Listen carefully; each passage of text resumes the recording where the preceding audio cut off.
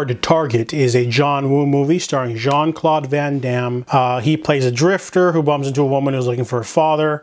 Her father is a homeless man who was killed after participating in a deadly hunting game by rich elites. They give you a money belt with $10,000 in it, and if you can make it across town before they hunt you down, then you get to keep the money. However, it's like a safari for rich jerks, and Chance meets this woman and they start investigating. They find out that the man's death was not a fire. They get a police detective involved in this small Bayou town. And this movie's pretty slow. It's a time capsule of the 90s action cinema. The movie's very atmospheric and slow. It has some hardcore violence. The only action scene we get at the beginning is Chance fighting some street toughs who pick on the woman, played by Yancy Butler, and a couple of threat scenes. There's a lot of slow-mo. John Woo loves his slow-mo, and he's saving all of the budget for the last half of the movie because nothing really happens for a full-on hour.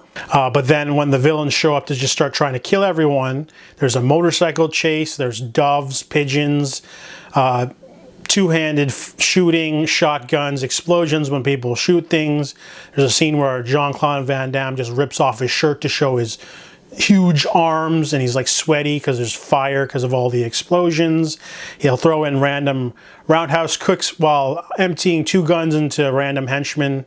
Army of leather jacket, sunglasses, henchmen on motorcycles, off motorcycles. Lance Henriksen's just going crazy, eating scenery, chewing it up, and Arnold Vosloo as well. He's such a small role for Arnold Vosloo, but he's just so weird. You're going to hurt my feelings. It's so 80s, even though it's a 90s movie. It sort of bleeds over.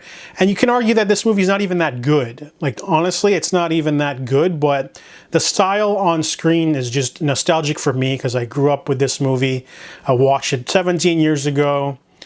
And I enjoy Jean-Claude Van Damme movies, and the action finale is just bananas. Wilfred Brimley's in this movie. He just shows up. He's like an old French friend of Chance, and he's shooting arrows at people. It's just so random, and it just adds a little bit of levity and weirdness to it. And yeah, the villains are great. There's a lot of shooting. There's a lot of exploding. It's just a really over-the-top 90s action movie in all its glory.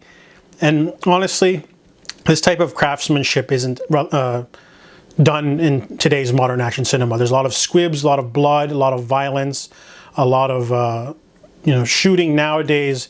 Due to gun safety, they mostly do muzzle flash stuff. They don't use squibs as much. They use CGI blood sometimes.